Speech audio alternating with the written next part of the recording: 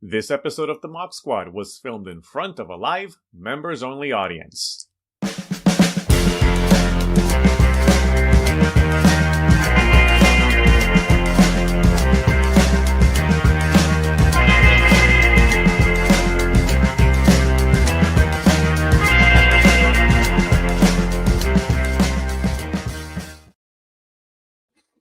Greetings, imagination connoisseurs, and greetings to the one and only Robert Meyer Burnett, the Viceroy of Verisimilitude. Welcome once again, Rob, to another edition of the MOC Squad, the members-only chat here in the Burnettwork. How are you?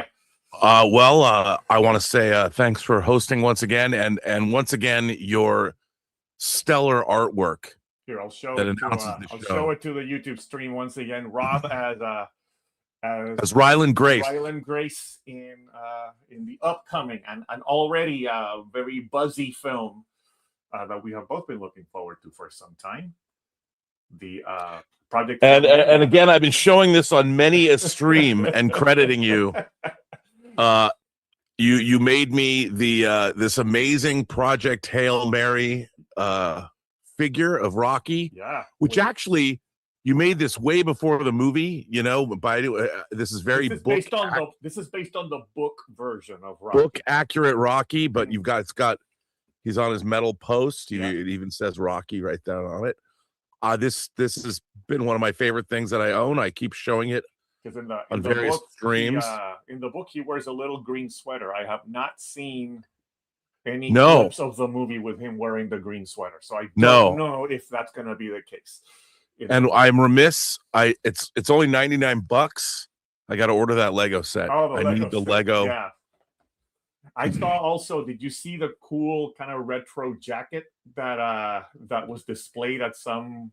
There's some exhibit going on showing props and costumes from the movie, and he's got this really cool jacket with like a rainbow pattern on it for the Project Hail Mary mission. You know, I got to get that. I mean, I'm all in.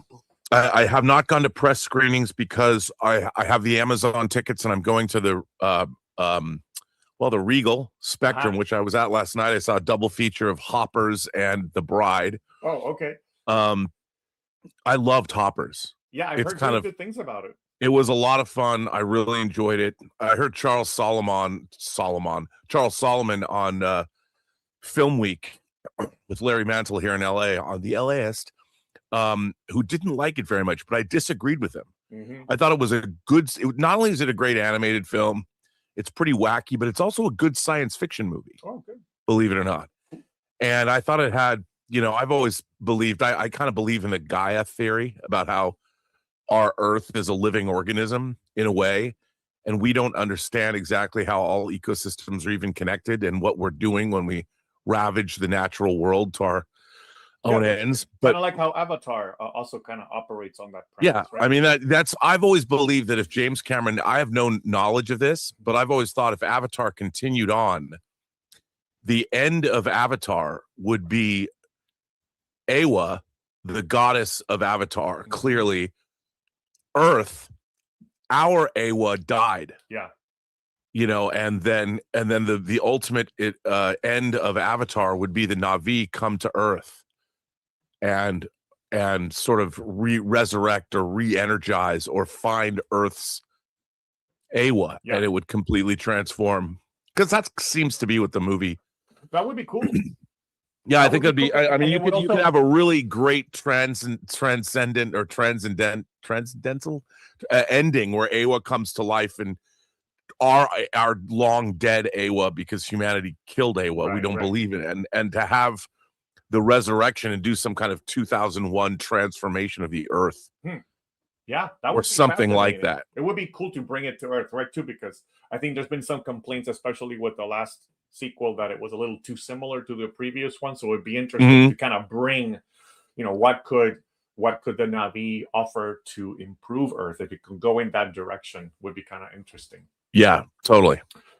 Rob, just very quickly, going back to our action figure talk from earlier, once again, I'm asking folks if you have a chance, and Rob, thank you so much for letting me use this platform to do that. Hell yeah. There's a little ticker going down the bottom asking for folks to support my good friend, Brian Burke, the owner of Von Burke Studios. He's a toy designer, and he is going to be launching a Kickstarter campaign on March 17th on St. Patrick's Day for his new line of action figures. The series is called Ashen Oath.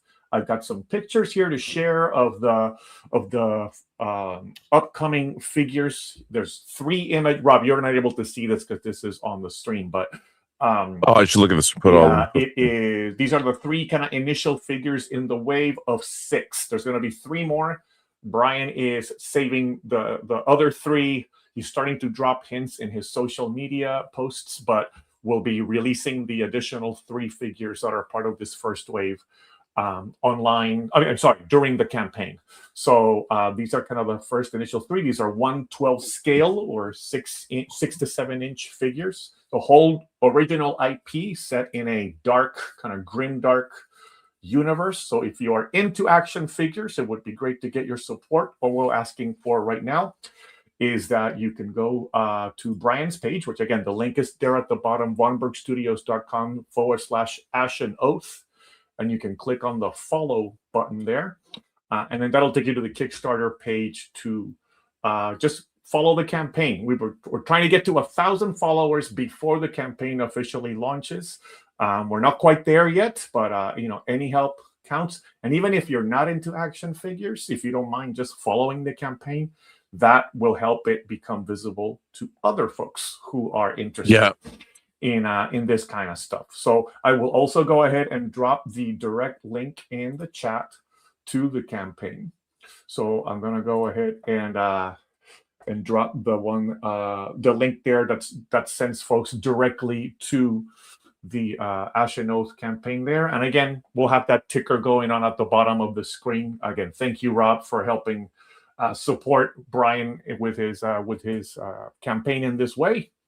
Of course. I mean, I think that the future that we all have is, I've always talked about authenticity, but in terms of artists selling direct to their consumer base is I think especially when it comes to collecting and original figures and things like that. I think that's the future, actually. Yeah, and it's kind of it's a very independent niche kind of thing. So he kind of, he has worked in the world of action figure customizing for many, many years, and he's already kind of within that community.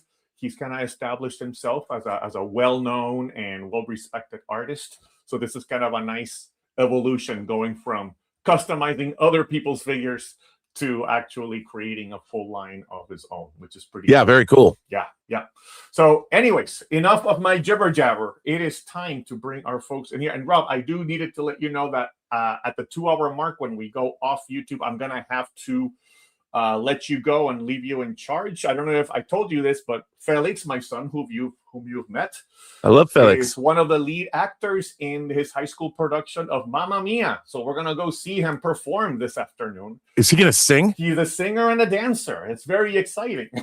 Wow, and he's a total cineast. He's got great taste in cinema. Yeah. So you've done well. He's been they already had their first 2 performances and they've done really well. He's really looking forward to having the whole family there. It's me, my other son, and his girlfriend drove up from Eugene. We're all going to go together to go see him perform tonight. So you told me something shocking before we went on the air. Yeah. Now, I've had dinner with you guys. I've been to Portland. I've met your wife is lovely. You told me that you guys you have your upcoming 30th anniversary. 30 years. Yes. You don't look old enough to be having a 30-year anniversary. It's pretty insane. But yeah, this May, we're going to be celebrating our 30th anniversary. So it's pretty fun. We're looking forward to having a little gathering of friends here in Portland. And like I said, Rob, you're invited to join us. I'm totally going, man. So totally going. All right. I'm not, my sister lives in Portland. I'll probably show up with my whole crew. Yeah. That you met Mike and Lori and hey, look at my friend Kelly and her husband to come on. Right. We're all going. Yeah. All right. I'm going to go ahead and let our folks in here. So remember, if you're a member and you are on YouTube, go to the member section of the Burnettwork in the YouTube page, and you should see the link there for the chat. And also, I apologize. Last time, I didn't look at the tip feature. And not that I'm begging for money, but I missed somebody's tip. And just so you know, I put up the stream elements. Great. So I'm looking at the tip feature. It's a separate thing you have to go look at. Yeah, remember, if you wanna join the chat when you come into the Zoom room, there's a feature there for raising your hand. But like Rob said, you can also contribute through super chats or through the tips, and we will go ahead and read your comments as well. Yeah, I will be doing observations tonight. I've just been dealing with a bunch of stuff, so haven't done this week. This week's been a little crazy. So folks are rolling in here as we have kind of our windows being set up here, Rob. I'm going to set you on center stage, so give me a moment here while I find you. By the way, I just want to say I did go to a double feature last night of The Bride and Hoppers, and I loved Hoppers. The Bride was incredibly disappointing. Oh, I'm sorry to hear that. I was really looking forward to it. It was a lot of really great, interesting ideas that didn't really gel. That's a bummer. Yeah. That's a bummer because I've been really looking forward to that. But I think I still want to go see it. I think I want to still want. It was interesting, but it had all these great, again, I think that really ambitious. Yeah. But it didn't really hang together. I mean, obviously it was like this overtly feminist tract. And that, which is fine, but you still have to tell a great story. Yeah. And I think it was all over the place. Yeah. But it certainly was ambitious. I will say that. I'd much rather watch a movie like The Bride and not enjoy it. Right. That has ambition, that swings for the fences. That's similar to what Dan Merle said. He'd rather see something new and interesting, even if it's flawed, than watching kind of the same old stuff just regurgitated it again. So, and it's not making money, and unfortunately I was hoping it would be like Emerald Fennell's Wuthering Heights, which my friend Alvaro really loved. I did not love it, but it was interesting. I mean, I a big swing, and again it speaks to Pam Abdi and Mike DeLuca's tenure at Warner Brothers that these movies are getting made. And I think The Bride is going to be the first time they've missed since Sinners came out a year ago. Right. They've had a really good record this past year. Yeah, they've really done well. Why they're being bought by a punk studio like Paramount, I'll never know. I mean, I do know, but nobody who's made Starfleet Academy should be able to buy anything ever. Oh my God, ever. We can't go down that road this early, Rob. I know. I'm sorry. I didn't mean to bring it up. I'll let other people talk. And before we start with our first chat here, just want to say show one of those super chats. We actually have what's up. It's Dom notifying us that he's been a member for 56 months. Jeez, how many years is that now? I can't. That's over 4 years. Yeah, that's 5 years. My God. Well, welcome. Thank you so much for the ongoing support there. Thank you for that. And let's kick things off with Julian up in Washington, I believe, right? Julian is up in Seattle. No, he's in San Diego. Oh, in San Diego. Sorry about that. San Diego. For some reason, I thought you had been in Seattle at some point. I'm sorry about that. San Diego, the city that gets drowned in the DC universe, at least in one continuity. Good to see you, Julian. Welcome aboard. Good to see you all. Hey, Rob, how's it going? It's going. A lot of stuff going. All right. Things are. We'll see. I'll know in a week or two how well they're going. But no, they're the new True Noir website launched, and I don't know. It's still the same URL. It's truenoir.co. I don't know if anyone's looked at it, but it is very cool. And the True Noir has launched. We are doing our big event in Davenport, Iowa, at the Putnam Museum on the 2nd and 3rd of April. And it's funny when you put stuff out into the world. I think a lot of filmmakers figure this out. Like when you make something and it finally goes out into the world, it's not like when people watch or listen to what you've made. I'd like to believe that every time somebody listens to it, you'd get a pinprick on your thumb or something. Obviously, that's not how the world works. So I don't know if people like it or not. I know that like NPR, I think Max is going to be on Fresh Air on NPR, which would be very cool. But we'll see. We'll know. We'll know in months whether people have actually listened to it. All right. Well, that being what's up said, with you, Julian? I You have and your lovely wife and your family. What's going on? Yeah. Oh well, we're heading back to Italy at the end of the month. Haven't been there in about 20 years. But if planes are still flying back by then. Yeah. So anyway, I have an AI rant. Ooh, a little bit. Yeah. A while. Lay it on us. A week or so ago, Facebook group I follow came across this post that was like, here's the Apollo 13. This is the damage. People don't know how bad it was and how close they came to death and how lucky they are to be back. And you look at the picture as you scroll down, and I looked at that thing and I was like, wow, that's a really good picture. It has nothing to do with the truth, but boy, howdy. Here was an image of the Apollo capsule and service module. Picture supposedly taken from outside in something that there was a blurry image of maybe the corner of a window in the lower left foreground, and I'm looking at the damage and I'm going, yeah, that's not the damage that was on Apollo 13.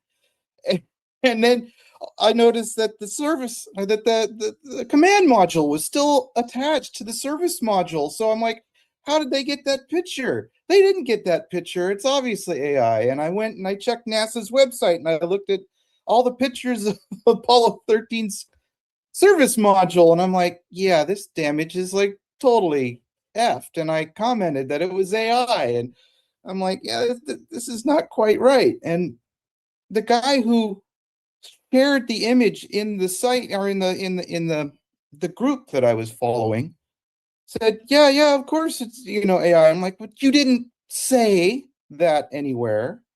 He obviously shared it from somewhere else.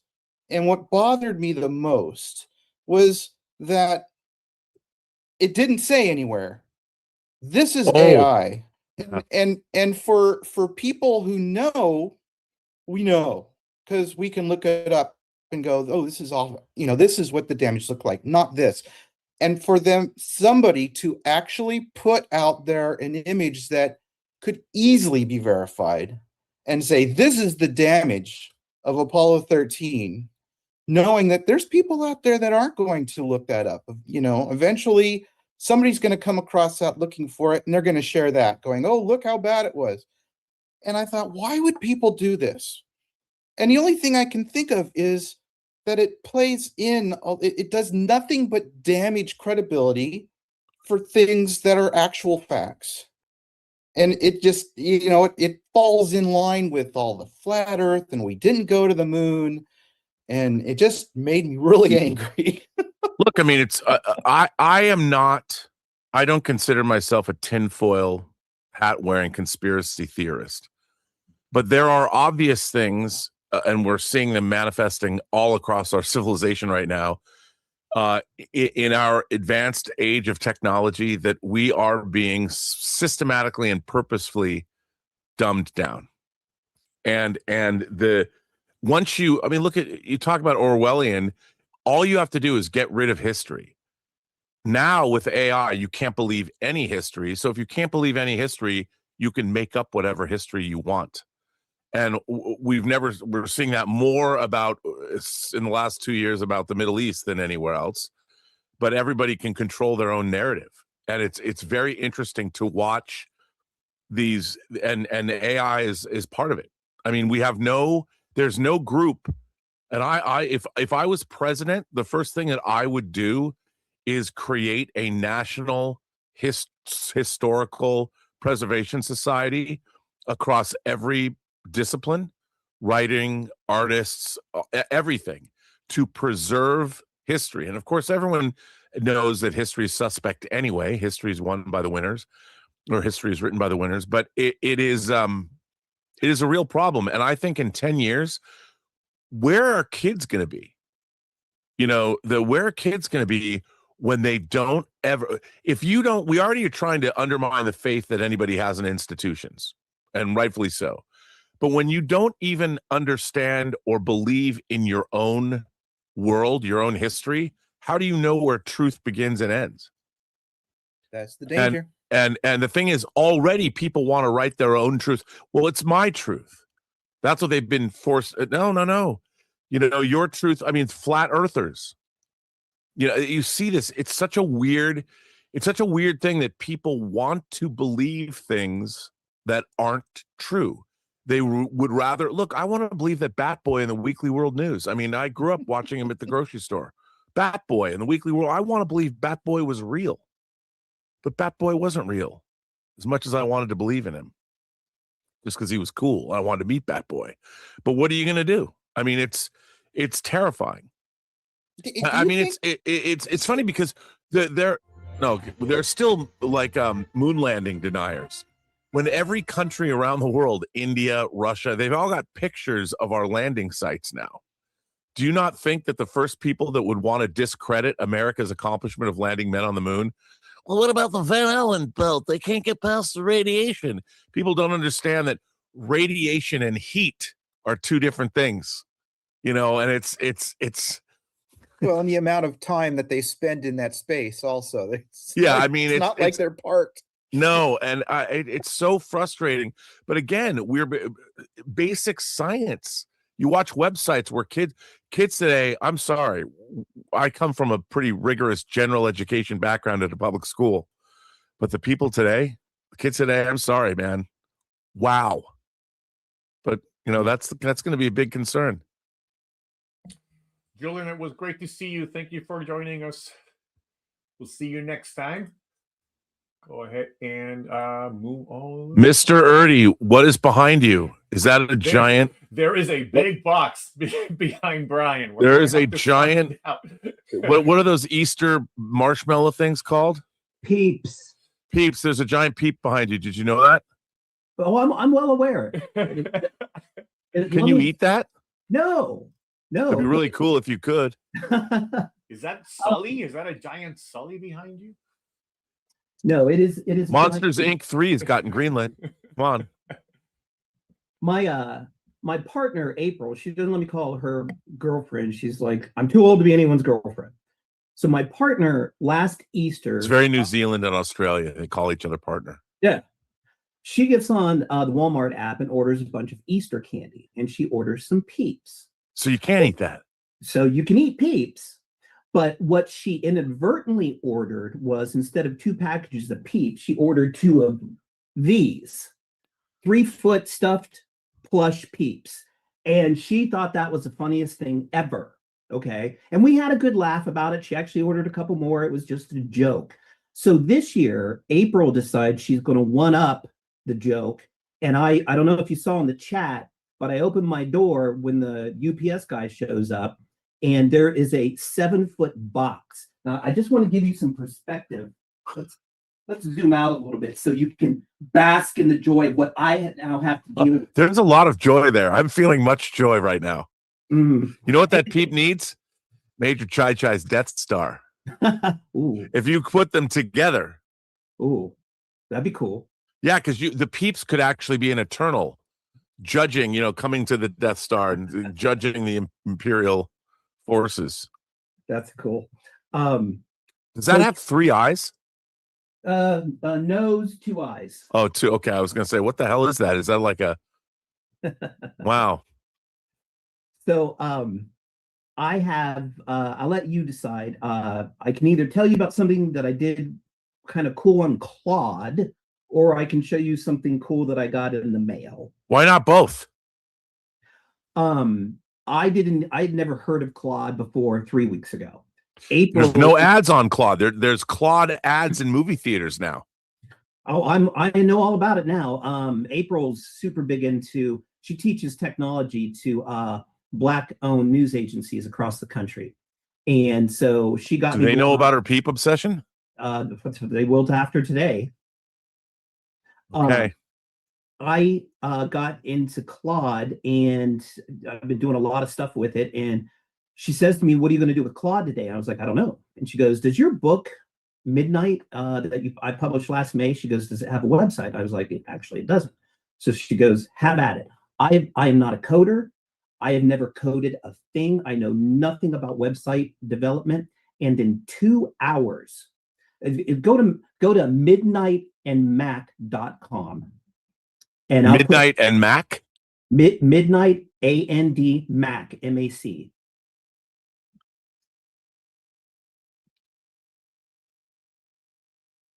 Midnight and MAC.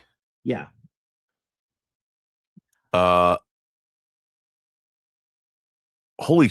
Okay. Wow. I did that in 2 hours. And again, I've never. Do you know? Okay. Do you know that? Okay. I just punched in this thing and I got an AI overview of Midnight and Mac. And here's what the AI overview says. Oh dear. Midnight and Mac is associated with writer, illustrator, and Emmy Award-winning cartoonist Brian Erdy. He is featured on the Canned Air podcast discussing his work in animation, film, and art. His work spans creative writing and illustration, with content often linked to pop culture and artistic analysis. Here are the key details.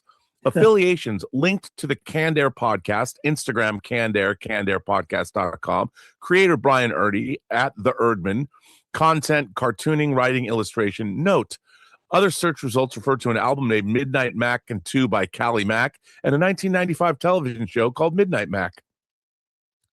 I didn't say that. Bro, that was you just created a website. I got an AI overview and your website explaining all of that. Now, I got to tell you, I had a similar experience this week. So I've been I've always wanted to write a horror novel. Okay. And I've been noodling with this idea for a horror novel for like 10 years. And so I started using AI to fuck around with this horror novel, and it's all set in LA.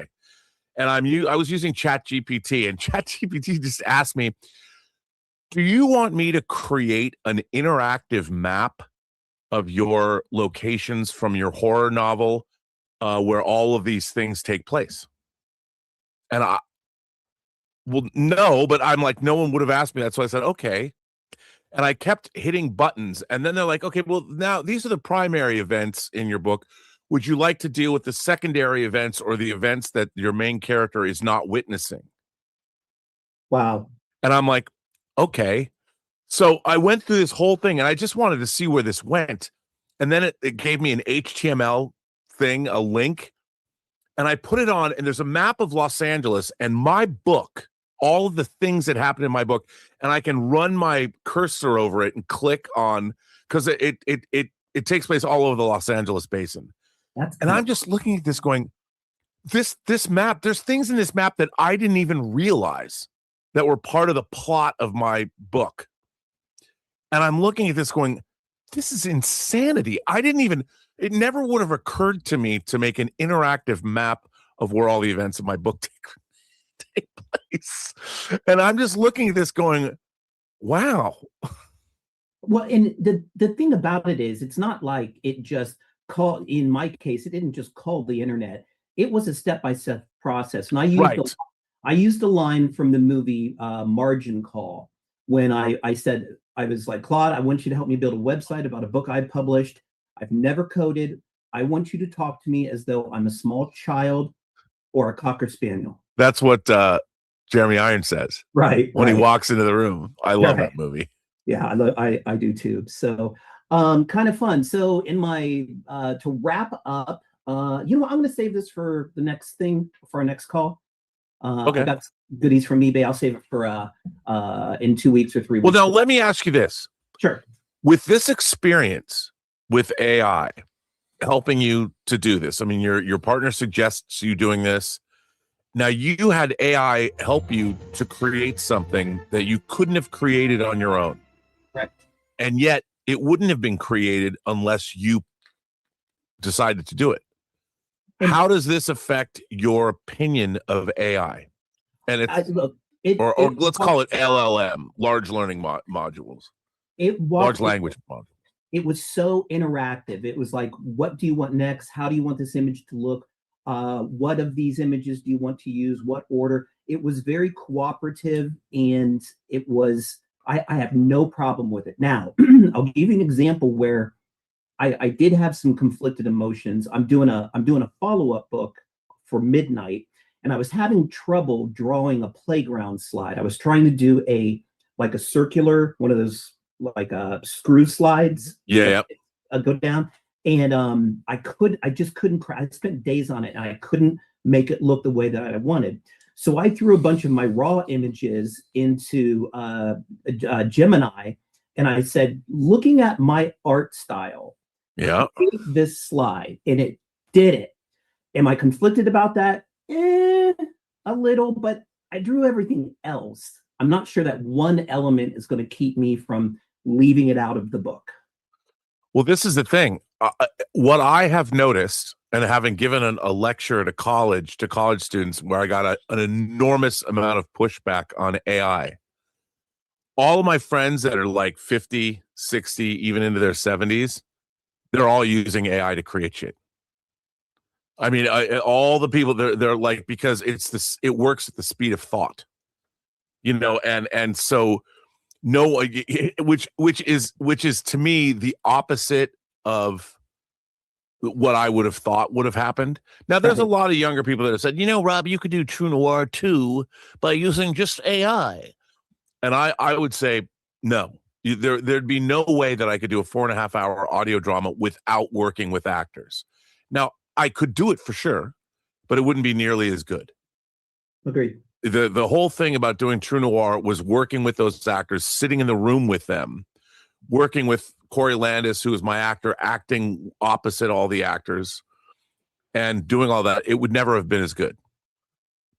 But in terms of like writing an album, a book, or there's things the book idea I've had, I had all these pages that I've written over the years that are a mess. Starts and stops and fits, and I imported it all to start with ChatGPT. And then I'm like, here's my outline.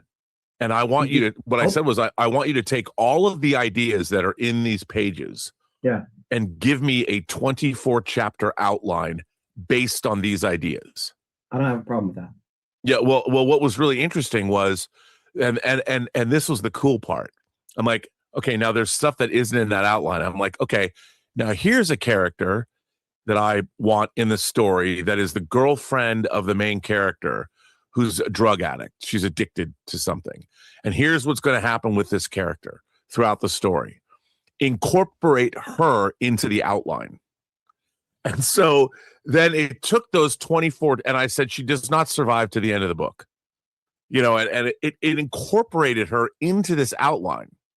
And I'm looking at this going, and then I'm like, okay, here's another character that I've come up with. Blah, blah, blah, blah, blah, blah, blah, blah. Put this character into the outline. And then it did it the wrong way. I'm like, okay, let's pull it back, but change into this. So I'm sitting here building this outline, and I'm going to write off the outline that I've built. But then you go and you take each chapter. I'm like, okay, I've got the chapter now. Now I got to go write it based on the outline I used AI to help me generate based on snippets I've written over the last 10 years. It's wild. It's wild. And I love it. I do too, because suddenly you're creating things. I mean, the next thing I was going to do so, I was involved with the Axonar feature film project. Of course.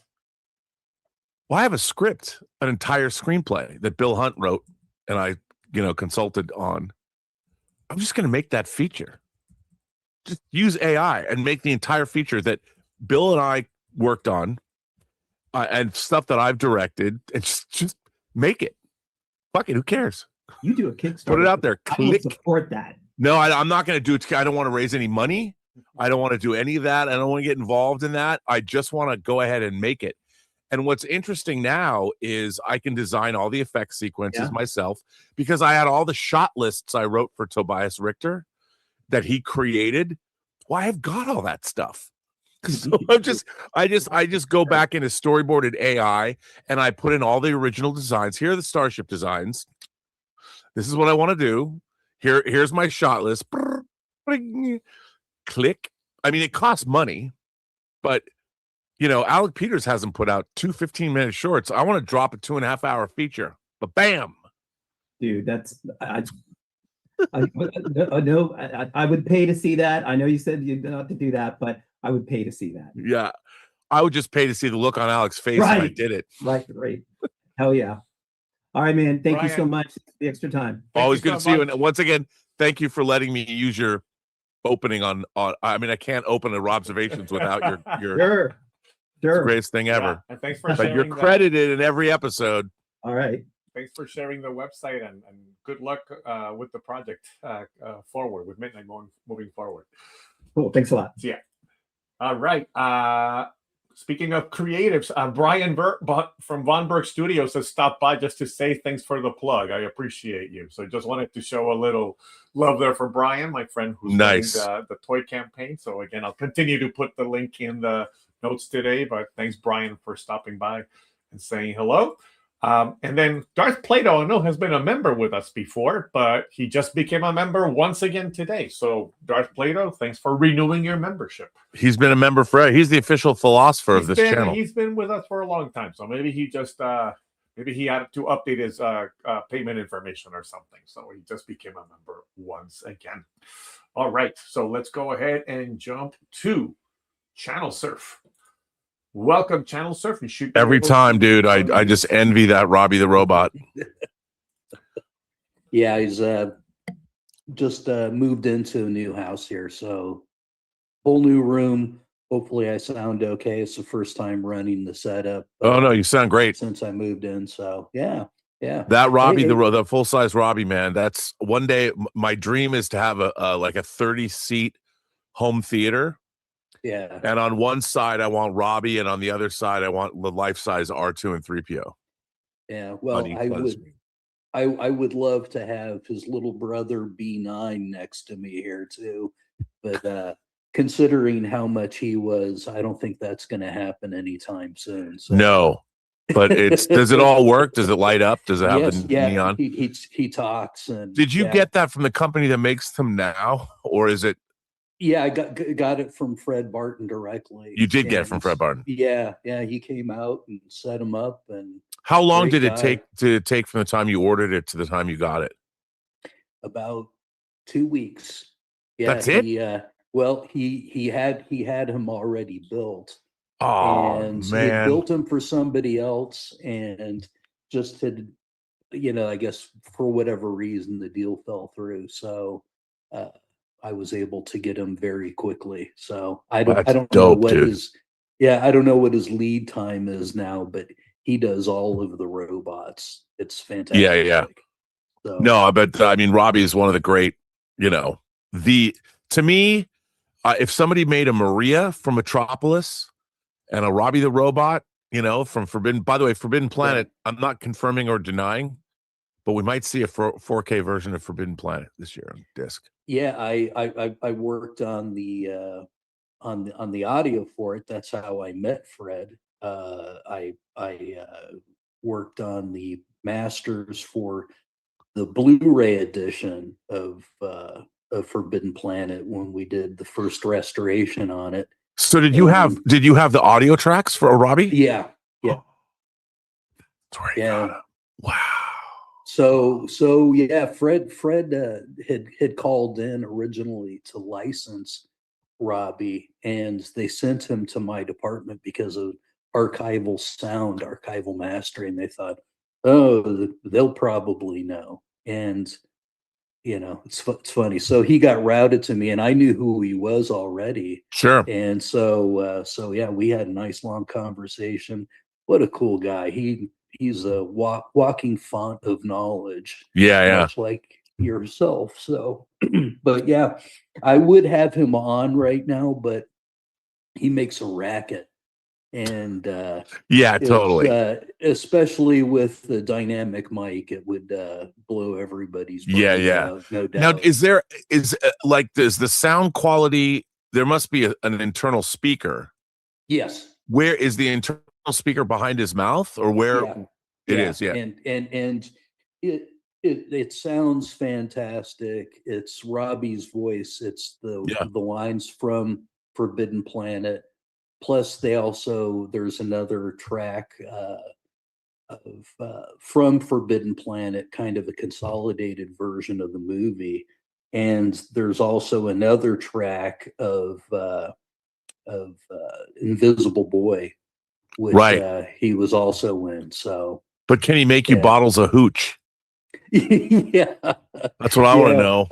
I wish he could, especially because there's no hangover with his hooch. So. Right. But yeah, it's too bad. But I was going to say, speaking of Mr. Robert here, Roberto, congratulations on your son being in the stage show. That's really cool. I was in high school drama.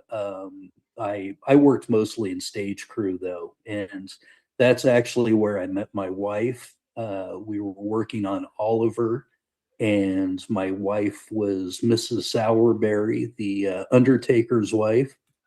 And so yeah, we were friends ever since, and wound up getting married, and been married for 36 years now. Wow. So. Well, thank you. I appreciate that. He has definitely found an artistic outlet that he really, really enjoys, and he's made great friends in the process. Yeah. I myself, I'm a bit of a frustrated actor too. I didn't do acting in high school, but I did in college. So it's nice to have a son who has followed with that same kind of creative dream. So I appreciate that. Yeah. Oh, cool. Yeah, it's so much fun, and I think it's such a great program for young people to come up in that. And had a lot of people that in my high school went on to do some great stuff. So nice. We had Lisa Inslee, who was in drama, and she went on to do Sunset Boulevard. Was Frank Lloyd Webber's favorite Norma Desmond. And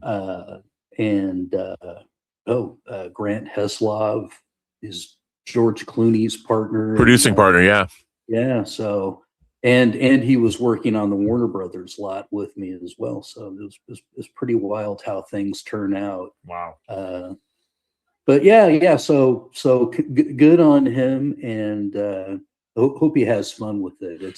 He's had a lot of fun, it was a blast. And he's also not only good friends with the cast, but he loves the crew. He says, basically it's great program for all of those folks in the crew to learn those skills that they're really big into that technical aspect. They're all really good friends, and he's the first one to let me know, the show would not happen if it wasn't for the support of all of those folks. So, and he'll get to do a little bit of that next year in his senior year. He gets to direct a one-act play, so he's looking forward to doing some of that behind the scenes stuff as well. So very cool. Yeah. That's awesome. Yeah. But the main reason I came on to talk was going to be about the merger. I'm glad that Paramount's getting it. Simply for the fact that I think that Paramount has a much better program for restoration and preservation. Charlotte runs that there, and as we know, George runs the great program at Warner Brothers. And we have MPI, the audio program. We have incredible equipment now that's gotten even better since I left 2 years ago after being there 30 years. But you think Paramount has still a better restoration program? No, I don't think it's better. It's a great program. Warner Brothers had it going for a very, very long time. Yeah. Has a big history of it. And Paramount came into it, I believe, a bit later. Yeah, because Warner Brothers was handling that for Paramount for a while. Yeah, but they're really good, and I'm just concerned about all those good people and in a consolidation. Oh, I totally. I talked to George about this, and they were much more leaning toward Netflix, because Netflix would leave them alone.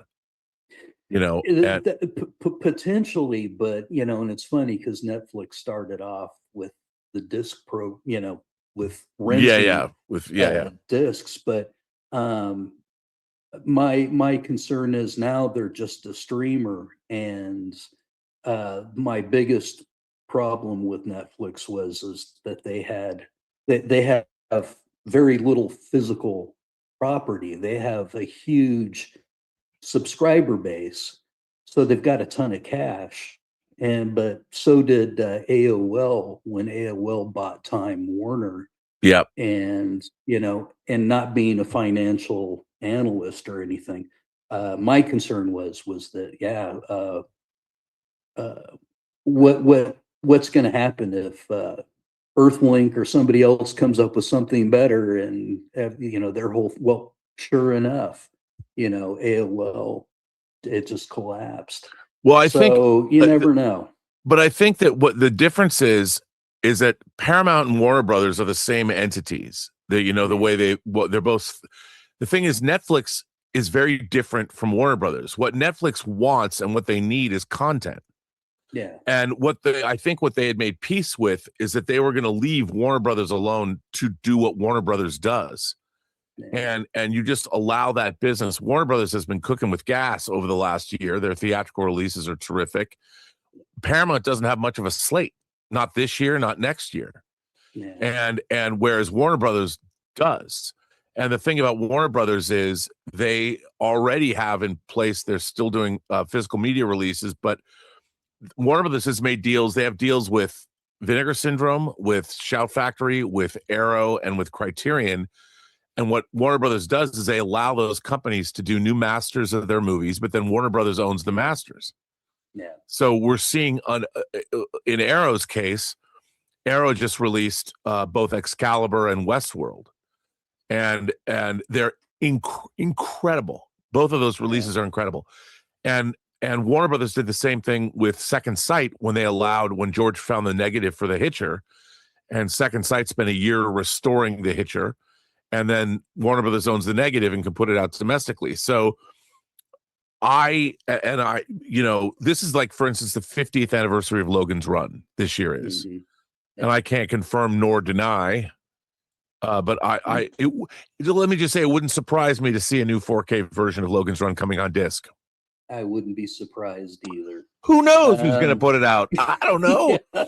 But I've worked on all of those. It's fun, but I wish I was part of the 4K.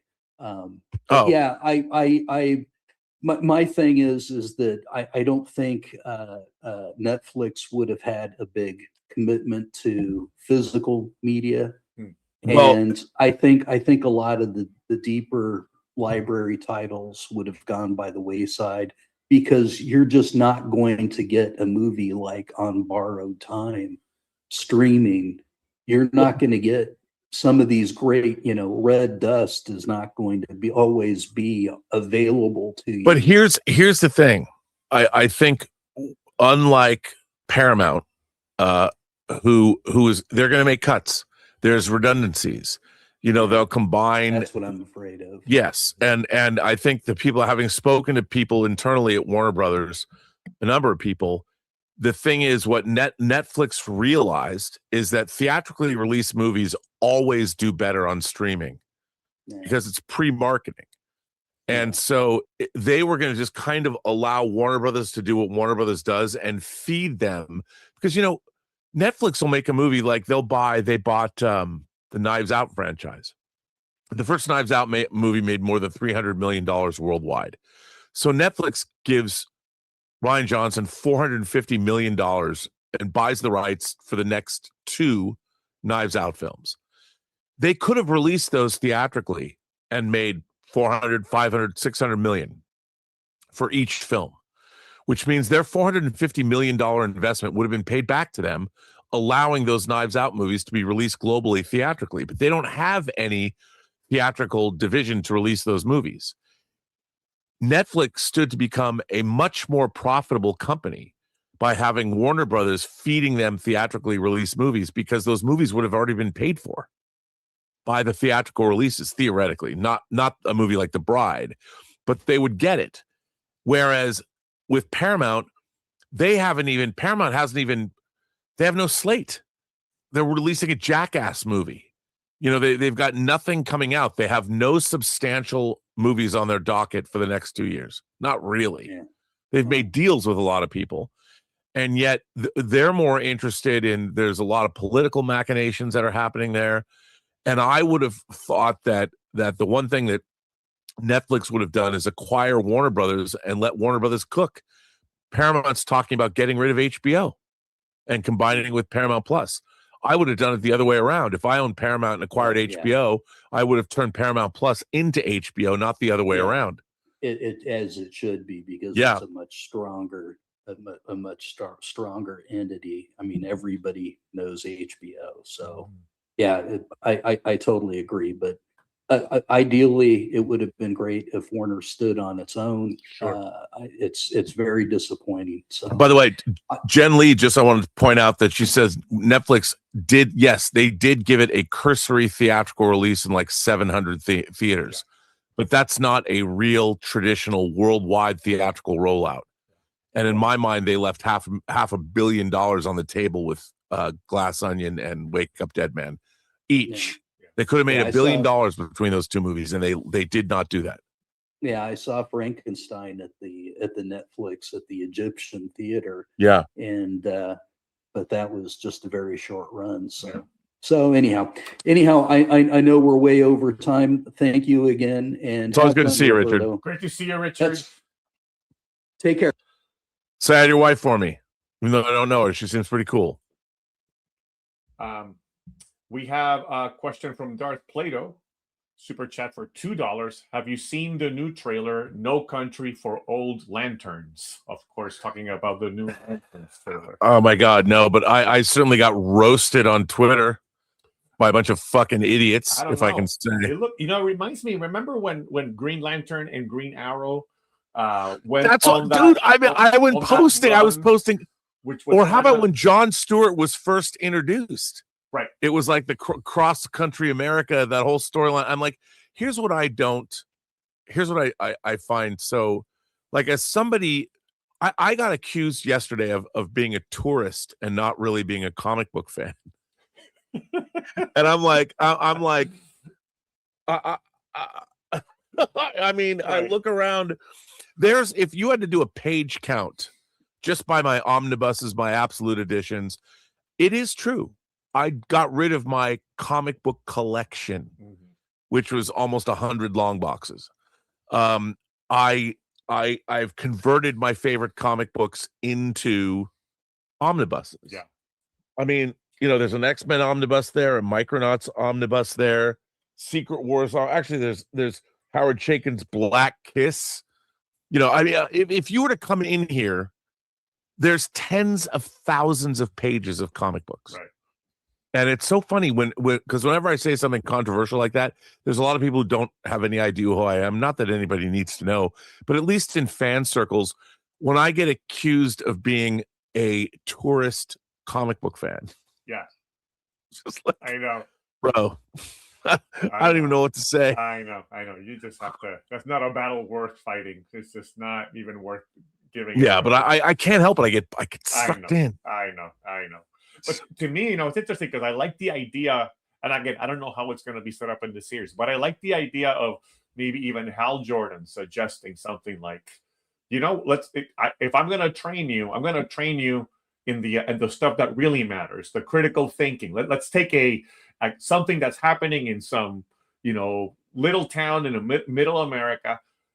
So let's figure it out without all of our tools, without all of our benefits. Let's do it. Exactly. I mean, that's because that's how you solve, if we are space cops, which is what the Green Lanterns are, it's about your skills in critical thinking and deduction and all that stuff. So we're going to, I can teach you the space stuff, in a day. That stuff, the bells and whistles and the gadgets and all that stuff comes later. But this is about teaching you how to be a good cop, and so we're gonna work, doing this this down to earth mission as part of your training. I like that idea. Well, I do too, and I mean, having read a lot of Green Lantern comic books that take place on Earth. Yeah, it's like, and then people complain about the costumes. Their training Like Jon Stewart has never put on the ring. You know, they don't want to call attention to themselves. They want to, because the whole point of training is to deal with people. Yeah. You know, and people, it's so funny when I just want it to be a cosmic superhero space cop thing. I'm like, that's not always what Green Lantern has been. I mean, yes, he is a space cop of our sector, but a lot of those stories took place on Earth. Yeah. And it's such a weird, like when people come after you, it is this small-minded nature of, well, you're accusing me of not reading comics? Right. I love Green Lantern. Yeah. Where do you want to go toe to toe? Right. And someone said to me, well, how can you bring up, I mean, Green Arrow and Green Lantern is not the same thing. And I'm like, okay, you're right. But it was a Green Lantern comic series where they traveled the highways and byways of the land and dealt with 70s. They partnered issues. And this is what they did. Yeah. So totally. Yeah, and I've got the beautiful absolute slipcase version of that run, and I love it. Yeah. Mario, so anyway, Mario from Portugal. We haven't seen Mario in a while, but he has been a member for 59 months, and he contributed a question here. Let me go ahead and. Well, first of all, I got to say, Mario, say hi to your mother for me. I know. Say hi to your mom for me, Mario. He's saying that Anya Taylor-Joy was great in The Gorge and in Furiosa. All right, we have an Anya Taylor-Joy fan here. I'm a huge fan of hers, and for whatever reason, the movie The Menu has been dumped. It's the latest movie that's been cut into clips and put on social media. Oh. Every time I stop on a Menu clip with Anya Taylor-Joy, I have to watch it. That's a great movie. Love that movie. I've watched that cheeseburger clip 50 times. And she's gonna be in Dune Part 3. We're looking forward to seeing her in that. Princess Irulan. Oh no, she's Alia. She's gonna be Alia. Yeah. Or she is Alia. She is Princess Irulan is Florence Pugh. Florence Pugh, exactly. On December 18th, Florence Pugh is in Dune 3 and Doomsday. Yes, that's right. She is the princess of Doomsday. Doomsday Princess. All right. We got 1001 Johnny waiting patiently here. Johnny, are you able? Let me see. That's to unmute. You should be able to join us now, Johnny. There you are. Welcome. What's up, dude? Hey, everybody. How you doing? How you doing? I said I would show off the comic books I've been collecting from the comic shop in my town. I've been having a lot of fun there. Let's see. Start off. I grabbed this one just because Mongo. I love Mongo. I talked about him in one of my last ones. It's the showcase from '95. Pretty good. I got this one. I don't know if it needs any explanation. Wait a minute. I used to have that. Well, I've got that in an omnibus now, but I bought that off the rack, man. Yeah, I bought this. Me and my brother, we really enjoyed the new Fantastic Four movie and the Female Silver Surfer. I've been listening to a lot of people analyze Jack Kirby's interpretation of Silver Surfer and Stan Lee's. Right. And I thought this was a cover with the character that was in what I understand to be the Silver Surfer Fireside books, because it looks a lot like Jack Kirby's design for that female that was created. And then I found out this is actually Adam Warlock's sister. But I was like, did they rip off Jack Kirby again or something? But this I got. This is more for my brother. I'm going to give it to him when I see him. I can't see the title. Gundam Wing. Oh, yeah. There you go. Viz Media. Them putting out. Oh, yeah. I'm a huge fan of I'm a huge fan of the Mecha and Gundam Wing. Second favorite mobile suit from that series. Actually, from Endless Waltz. I'm very happy to have. This was my favorite art piece I would see online. And I have this already in some form of an omnibus. Yeah. Is that Jim Lee? That was not Jim Lee. I forget the fella's name, but Andy Kubert? Yeah, Andy Kubert. All right. This one I'm giving to my sister when I see her next. She loves Legion of Superheroes, and this is the reprint of their first appearance. Yep. She's going to flip. Famous cover. Well, it is now, because the Legion are famous. I mean, if you said, look at this, I got this famous issue, that's the stupidest thing I've ever seen. You don't understand. This is the Legion of Superheroes. What are you talking about? That is such a lame first introduction, but it's because they're famous now that this is, I mean, like, it's not dynamic, you know, like the first Action Comics, Superman throwing a car, like, oh yeah, I understand. It's not, you have to know who the Legion are to appreciate that this is a first. So, some of Jim Starlin's Batman and Robin. Yep. This is during the Millennium Week. This was the issue just before it. It's like, gee, a lot happens in Gotham in just a weekend. Yeah. This one, I didn't know what it was, but it had Carmen Infantino's name on it. I can't see the for your camera. I can't see the. Yeah. Okay. There you go. Sorry, I lost. There you go. Lost the visual. That's interesting. Power Factor. This is apparently the 3 of 3, like a small mini series, some sort of trying to do something with the superhero genre without being like, I don't know. Carmen Infantino only drew the 3rd one. What's his involvement in that? Huh. I guess I don't know which one this is. Is that classic X-Men? Yeah, classic X-Men. I mean, the cover sells, right? Yeah. This will probably give to my sister. Both me and her are fans of Teen Titans. What number of that is? What issue is that? What issue number? Let's see. It's the Crisis issue, right? Yeah, Crisis number 13. Like 50 years of DC Special Crisis crossover. Yeah. So is that from 85? That might be from 85. It is. Yes, 1985. Yeah. Mm-hmm. I had that entire run. This one I just grabbed because it looked interesting. Who doesn't love Black Cat? All right. Batman in a junkyard. Yes, please. Hey, let me ask you something about that Batman. Who wrote that Batman? Starlin. This is Starlin. Oh, he did. Batman. Okay.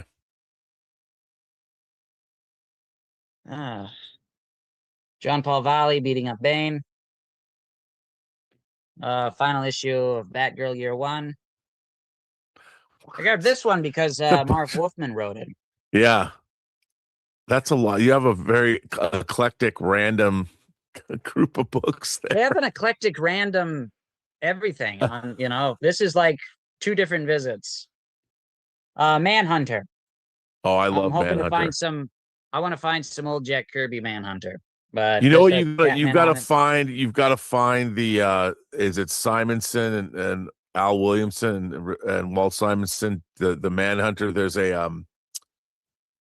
a collection of their Manhunter run that's really, really good. It's a Baxter paper version that was published in like 84, I think. Charlton Comics. There you Tales. Go. They published the Space 1999 comic, Charlton. Marvel Uncanny. Okay, this I actually picked up at my local grocery store, a newer comic. Yeah. But the reason why I decided to show this one off is so the current arc that Mark Waid is giving Batman and Superman in this story, Superman gets this character as a sidekick, this new character. Now, this, if you know, I'm going to spoil who the character is. This is Mark Waid's interpretation of Magog before he became Magog from Kingdom Come. Wow. Okay. That's interesting. And the costume he's wearing. So he created that character. It's just, that's good. I know. I like the Jeff Johns take on Magog, but Mark Waid has the privilege. Yeah. And the costume he's wearing is actually a villain costume that Superman wore on a clickbait cover. I don't remember the interior of this. I don't know what the interior of the story is, but like in the 60s or 70s, World's Finest Batman and Superman are across him. It's like, I've had it, Batman. I'm now going to be a villain. And he puts on this costume. Oh, wow. So I'm thinking that's Mark Waid subtly telling the audience this is a villain before you know he's a villain, because nobody remembers what this costume is, but it's wearing green and purple. And then Justice League Dark, just because Wonder Woman's on the cover. That's fun. But I'm really excited. This arrived yesterday, and I am very taken by it. Yeah, I'm sure. Yeah, no shit. Yeah, very happy. Nice. This thing was $16. Almost all those other comics, especially the ones from the comic store, not the grocery store, those were all random different prices, but the guy gave most of them to me for $3 because he had a sale going on. And then I was able to impress him with my comic book knowledge. I got the "You're my favorite customer" deal.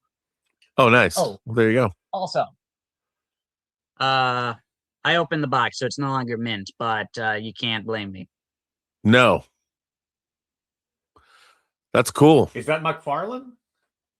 Yes, it is. The cape is the most amazing cape. I've like every action figure should have the cape material made out of that. Yeah. Oh, nice. I considered taking out of the box to show it off, but I got distracted just listening to everybody, all the cool conversations so far. And I was even thinking of talking about a little bit about people who think they're smart and not, because I got into a conversation with, I'll say, a beluga whale yesterday. Oh. It was his profile pic. And he sounded like one. Pretentious beluga whale thinking they can walk on land. Okay. I'll just leave it at that. Yeah, I know you guys. You guys gotta keep moving. Good to see you, Johnny. We'll see you next time. All right. Yes, sir. Take care. All right. Coming up next is what's up? It's Dom. DL. You should be able to join us now. Welcome. Hey y'all, how y'all doing? What's up? Good. You're Welcome. smooth. Thank you so much. I treated myself and got a new mic, so hopefully You can it works. tell. Well, the dulcet tones of your voice. Yeah. Oh, Rob, making me blush. So what's going on? Great conversations today. A lot of AI talk, and like that brought up something that just conquered what I wanted to talk about. Is what we were just going through with all the comics and who made this and who made that. Like, where's the end point where AI takes over and like, oh, I can't wait to buy that new HP Omen or Dell 3 comic book. They made them. Like, we lose that. Like, where's the line that all these wonderful creators, yourself included, are no longer there, are no longer able to be like fanned after? Well, yeah, well, that's a really good question. And I think it really comes down to I do think that and Ben Affleck, having just sold his AI company to Netflix, but Ben Affleck made a great point that when you're dealing with AI, what you're getting is a median. You know, AI can take every different comic art that's, if you're a Batman fan, I want a combination of Neil Adams and Jim Lee, or Neil Adams and Jim Aparo, and fuse them together. And you can get that. But I think that at the end of the day, that all AI is doing right now with large language models, there's no thought behind it in terms of what it's doing. It's just taking things that previously exist and combine them in interesting ways. But I don't think that's going to, if you have a creator that you like the author of a book, you know, you're always going to like Stephen King has a very particular voice.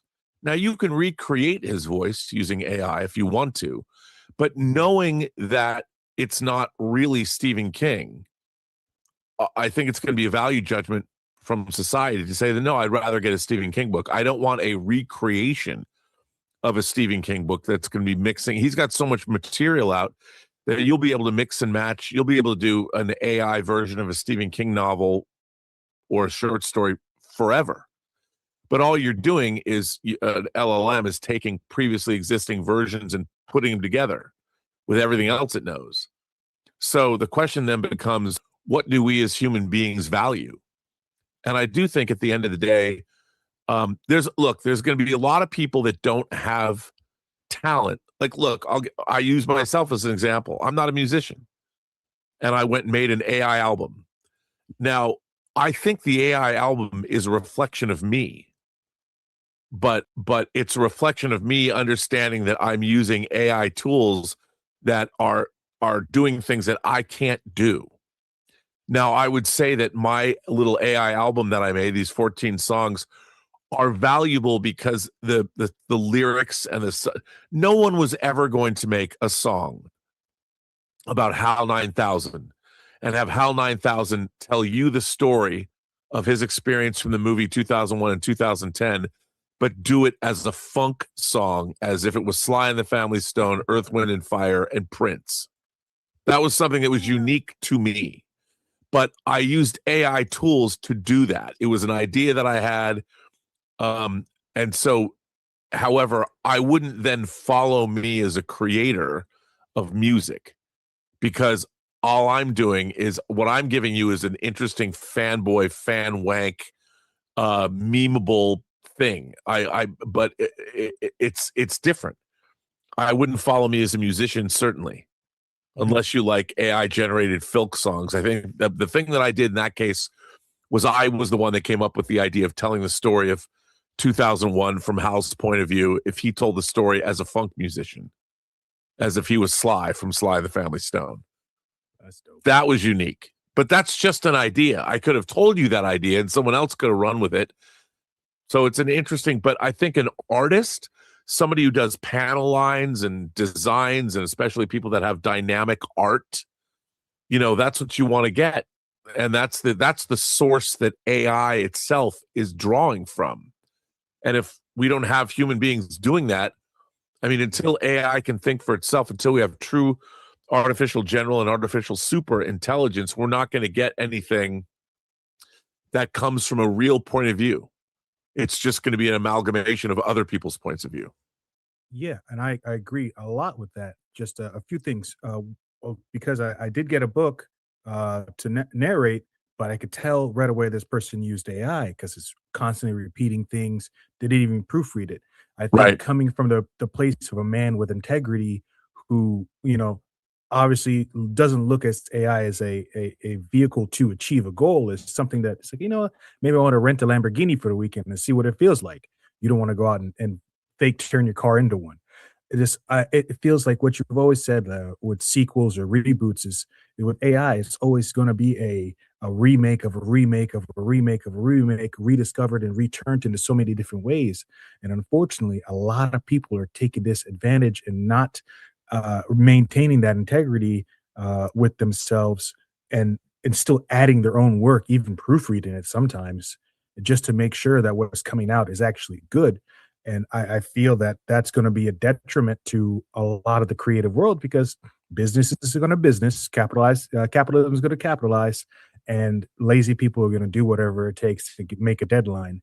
And I think we're going to see a tremendous downfall on a lot of that stuff. And as much as I think it's a good augmentation, or it augments everything that we do, I feel a lot of people are trying to make it the main effort and losing that creativity in themselves.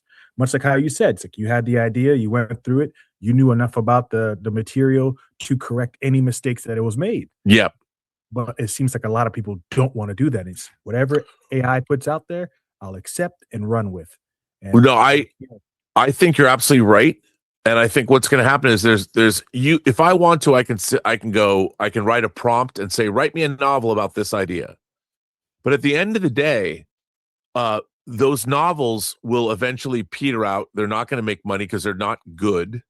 And people can, like you can tell that this is AI generated, that doesn't have any integrity.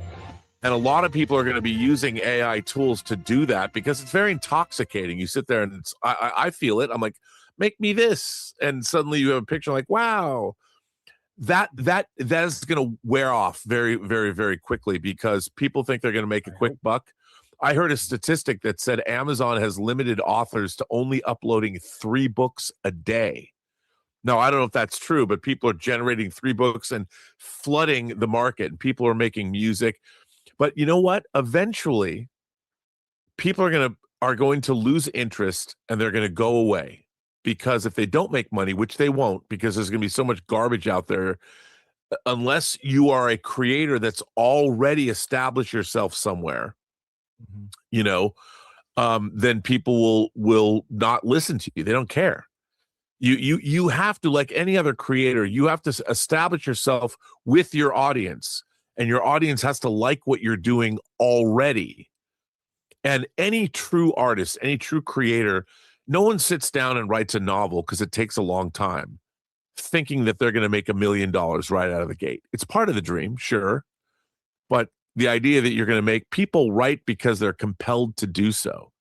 And ultimately, if they're just going to use AI to do it, they're not going to get back the satisfaction of what it's like to actually craft a novel, make great work, and put it out into the world and get feedback.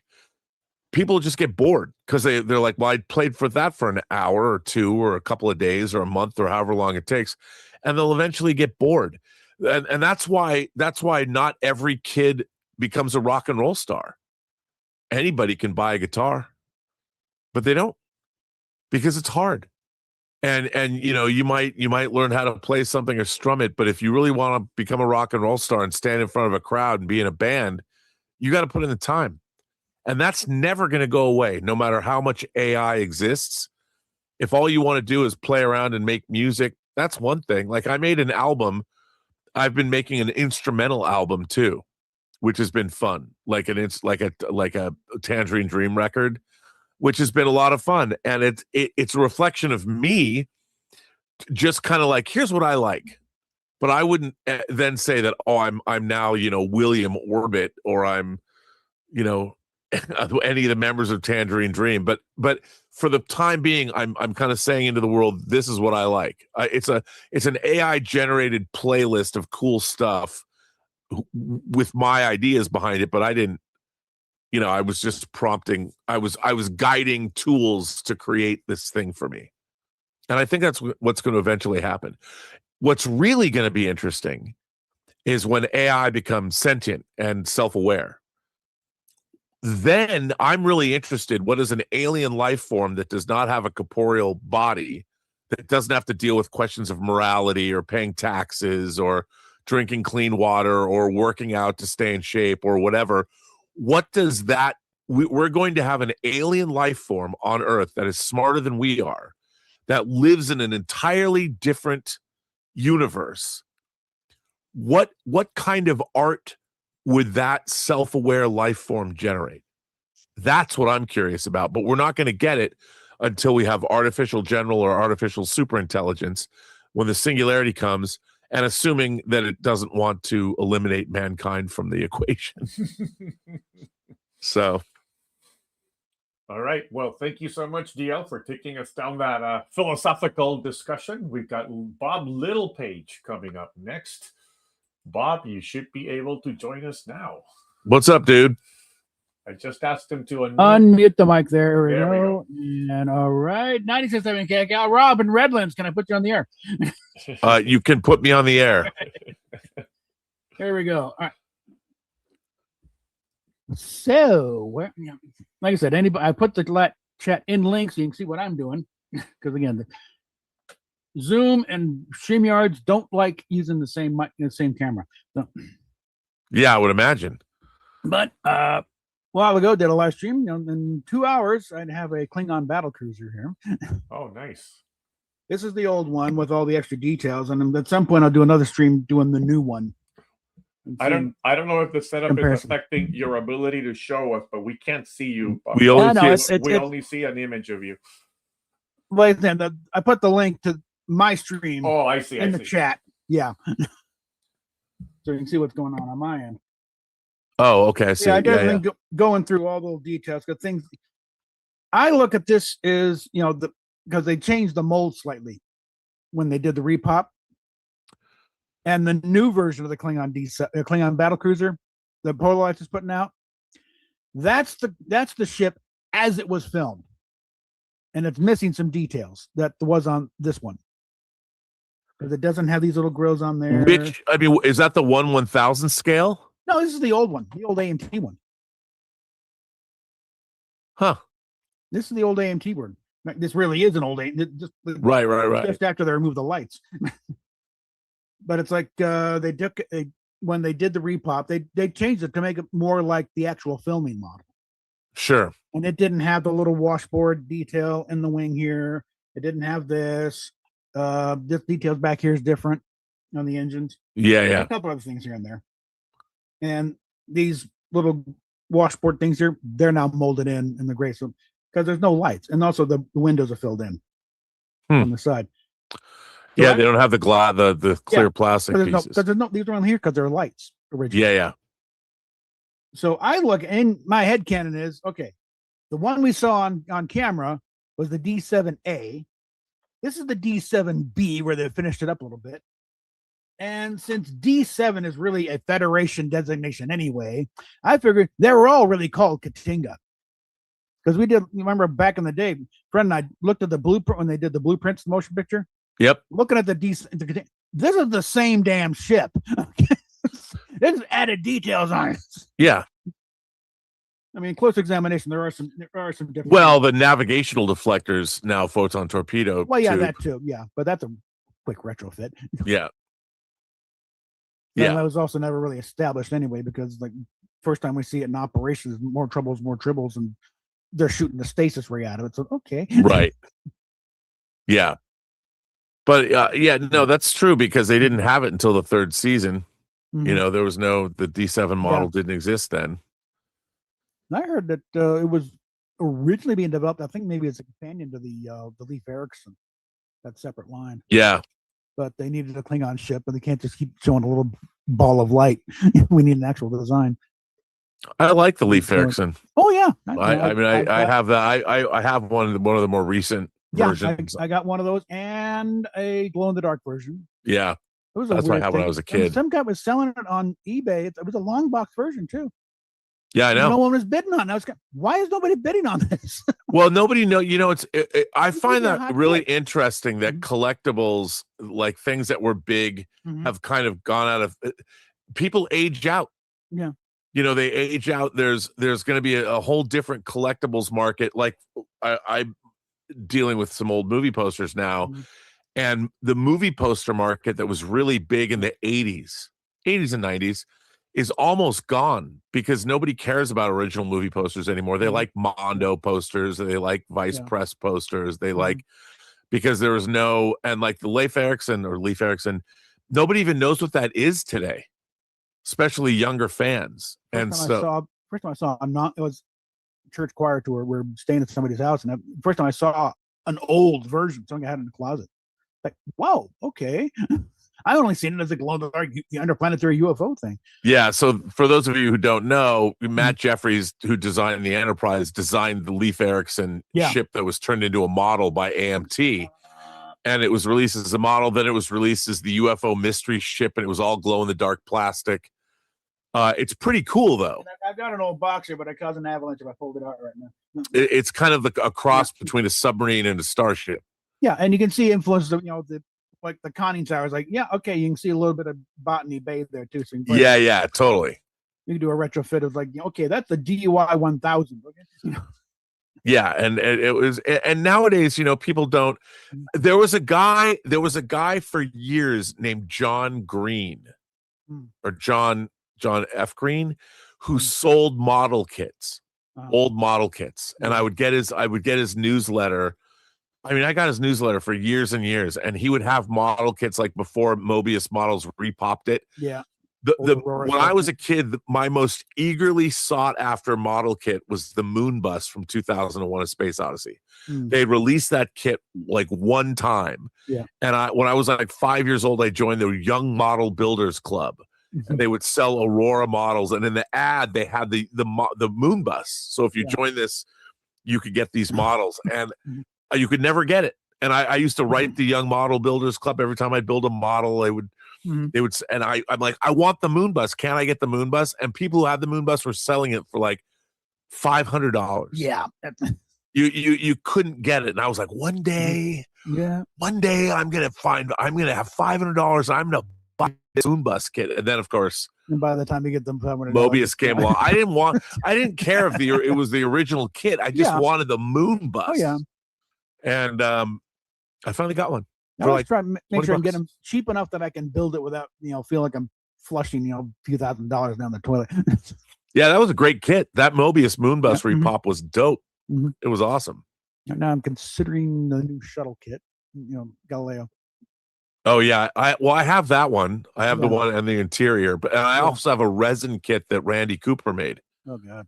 That I have not made. I have his Blade Runner spinner and his Star Destroyer and his shuttlecraft that I've yet to, because I have so much time. Oh yeah. That's the thing. I got to do live streams where I can build these things. Okay, now we're gonna sit down and watch me work on a Klingon ship.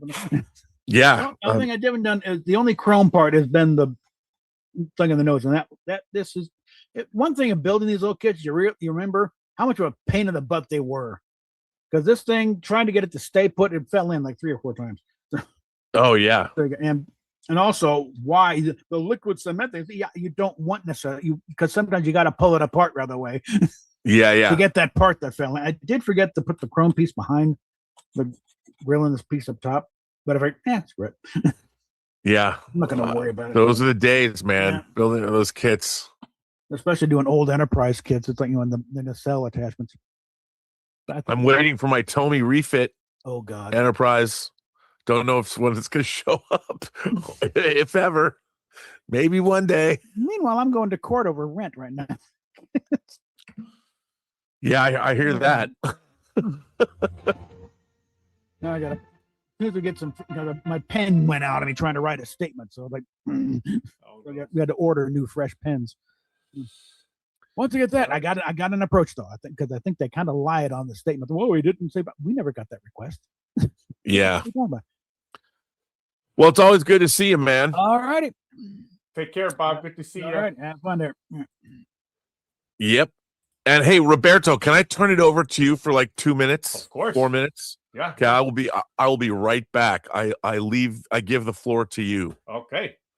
So Rob has to step away for a moment. Let me go ahead and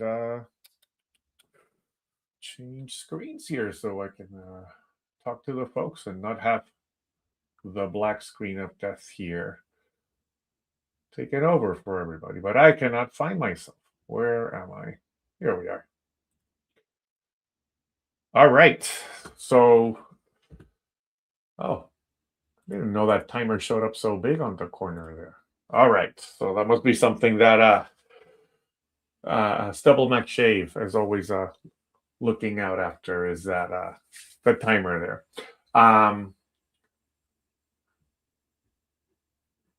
So I don't want to take up anybody's time. I want to make sure that Rob is able to chat with everybody here. So I will just go ahead and once again, if that is okay with folks, especially for folks who may have joined us after we started, do a quick plug for Ashen Oath once again. So my good friend Brian Burke, if you look behind me, here's a sculpt of one of the figures that Brian has designed. Brian is a toy designer. He's been somebody who has worked in the, I'm going out of focus there. He's been in the toy customizing community. I don't know if any folks here are familiar with toys by the Four Horsemen. They designed a line of figures called Mythic Legions and another one called Cosmic Legions. They have a few more that have come out in recent years. And Brian has kind of established himself as a bit of a very interesting visionaire or an artist with a very interesting eye for his kind of character creations. And he has done character heads, particularly sculpts of new heads for Cosmic and Mythic Legions figures for many years. He's kind of established a good reputation there. And so now he is going to take the next step, which is to make his own line of action figures. So it's called Ashen Oath. It's a whole new mythology, a whole new IP that he is creating. It's kind of a fantasy, dark fantasy, grimdark type of story. You go to his website, which you see the ticker going down the bottom of the screen there, vonbergstudios.com/Ashen Oath. He's actually published a few kind of little bits of lore that go with these figures and these characters that he has created. And also, he's got a Kickstarter going on right now. Actually, the Kickstarter hasn't started. The pre-launch page has started. And what we're asking folks is to follow that pre-launch page. Even if these action figures are not necessarily your cup of tea, by having people follow the campaign and be alerted to updates, that helps get the Kickstarter on the eyes of folks who would be interested in this. So I've been delving myself into the world of toy customizing the last few years, and Brian's become a good friend. So I'm just trying to help him out here. I'm not in any way creatively tied to this, but it has been really fun to help Brian with this project, just kind of helping to promote it and giving him some ideas of things to do to market it. And the official campaign launches on St. Patrick's Day on March 17th. So these are 6 to 7 inch action figures. These are in the 1/12 scale. So if that's something that interests you, or even if you just want to support it, just to support independent artists like Brian, making toys independently is not a inexpensive task.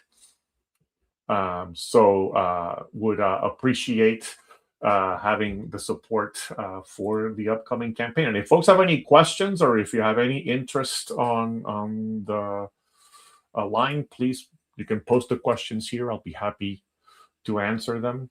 The whole mythos around these characters and the I'm back. Oh, there you are, Rob. Sorry, I took the opportunity to do a little bit more plugging for Ashen Oath, so I went nice. Go ahead and did that. But I will go ahead and put you back on here. Here you are. And I will let's see. Oh, Major Chai Chai is coming up next, but she actually had a question. So let's go ahead and put the question up, and then we can answer it when we bring Major Chai Chai on board. And the question, by the way, DL asks if this is an Alien shirt. Yes, it is. I told them that it was the opening titles as they are before they're fully resolved, emerging. Correct. It's one of my favorite shirts I've ever found. I'm like, oh, I have to have that.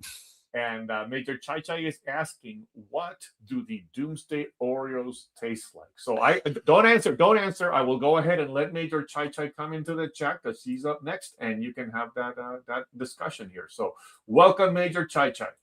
Thank you, Roberto. Well, hello there. Hello. How are you? Okay, I saved these for the chat. I have not opened this bag of. So I've always loved Oreo cookies since I was a little kid. And whenever there's been lots of different, over the last couple of years, gimmick, what would you call them, Oreo cookies. My favorite so far for all of them are the Post Malone Oreo cookies that had shortbread and salted caramel in the center. They were by far the best. So I do not know. I don't even know what the flavor is. It says the flavor, according to these, is masked decadence. The flavor, it says right here, is the masked decadence. That is the flavor of these. So let's open them up, and you got to do it carefully so you can not only reseal the bag, but you want to be able to slide the tray out effectively, like Girl Scout cookies. Okay, so let's see. So here we go. Now, masked decadence. Now, this is interesting. So, everybody has their way to eat Oreo cookies. This is my way. You open them up and you scrape. That's what I do. If you can get it all out in one, like I just did. Yeah. This is kind of a smoky, dark chocolate, but that was black. That stuff was black. So now I guess they're all black. I thought there would be green on the inside. I thought I saw something that said that changed color. Yeah, color changing cream. Well, how does it change color? Maybe if you dunk it in milk. Maybe if you dunk it in cold milk. Well, I got water. Let me see. I'll dunk it in water. It is not changing color. As you can see, there's no color change here. Boy, those get soggy fast. I have to say, as a Oreo connoisseur, I am not impressed by this gimmick flavor. Okay. Whereas the Post Malone cookies are outstanding. They're a whole different salted caramel and shortbread. Come on. Oh yeah. Yeah. These are good. They're good. I like that they're not the vanilla normal Oreo cookies. They taste good. I mean, if you like Oreos. Yeah. Well, I try to avoid the cookie aisle. Well, they get me because they stick them right by the register. Oh yeah. And I see them and there was a whole lineup of gimmick Oreos. Yeah. But I went for the Doom because it's Dr. Doom. And Okay. well, have to say, not very impressed. All right. And it does say Marvel Special Edition 4 of 4. Now, it says lick the cream. I'm not kidding. Right here on the back, it says lick the cream, unleash the twist of power. I've been saying that since I was 16, but probably earlier. But I was saying it to somebody else when I was 16. Exactly, that's the same thing. But these are not great. I mean, they're not bad. They're fine. But Oreos are not exactly highbrow cookies. No. So, if you have a discerning palate, Oreos are never the go-to cookie. No. They're more of a fun little diversionary kind of a cookie. Yeah. But they're not Post Malone's Oreo cookies. Yeah. There's something else we have to talk about. You said we needed to talk about. So, was it Paul Allen Bernatto and I were in the chat one Sunday, and we live relatively close to each other. So we talked about meeting up, and right now the best time place is the Huntsville Comic and Pop Culture Expo. That's going to take place 17th, 18th, and 19th. So for this month of April. Oh. So those that are interested, I'm throwing this out there, April 18th at noon outside the Trilogy Hotel. There are these space sculptures. It's right across the street from the convention center there in Huntsville.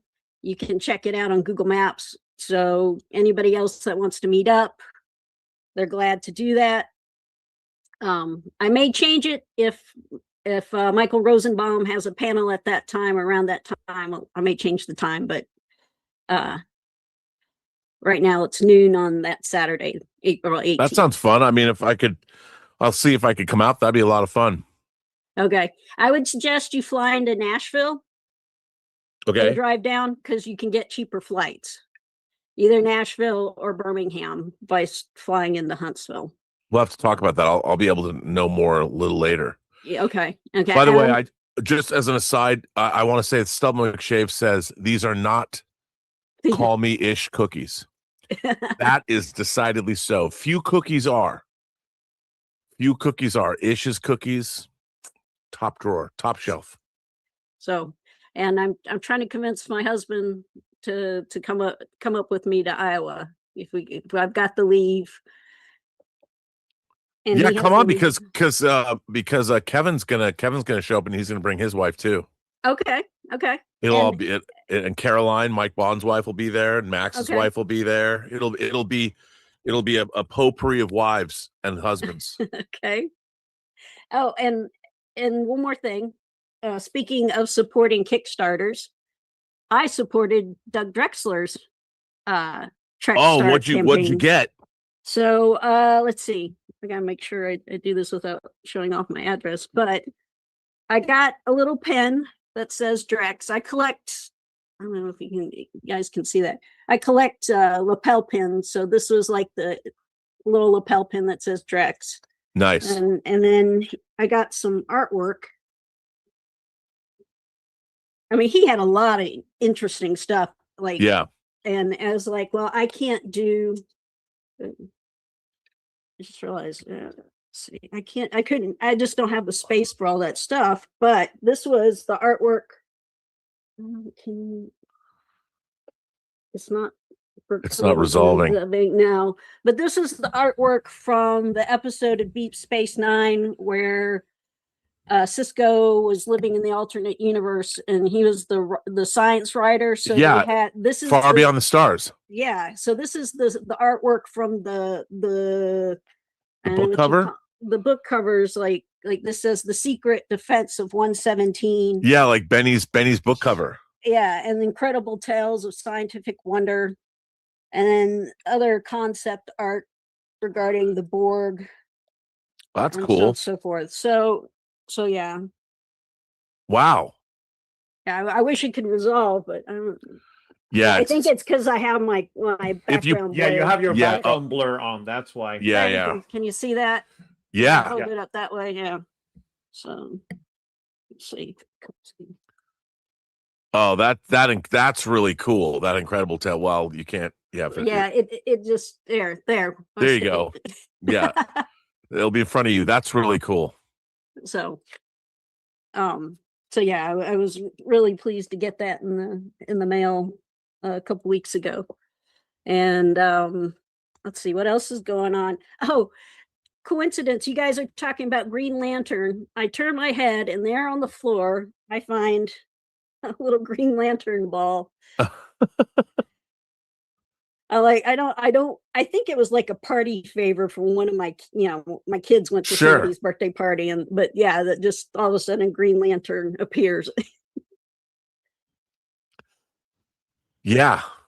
And I watched Beauty. I finished Beauty today. The last 2 episodes sucked. The 10th one sucked too. Oh, is there a 10th one? There's a 10th one. I thought there was only 9. There's a 10th one. I watched it this morning, and it's only 30 minutes. So the last 3 episodes were 30 minutes. They sucked. Yeah, so the landing, they just totally blew.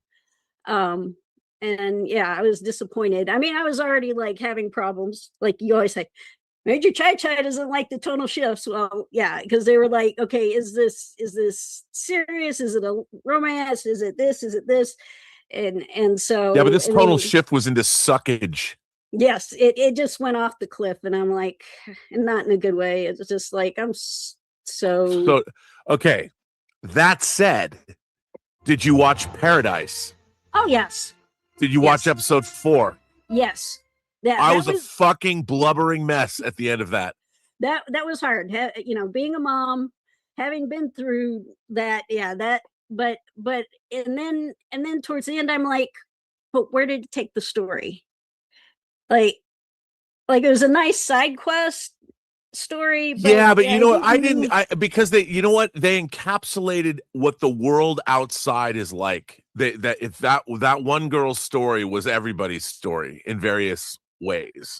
I guess. I loved it. I mean, it was a very emotional story, but for overall, I was just like, okay, is what was it going to create?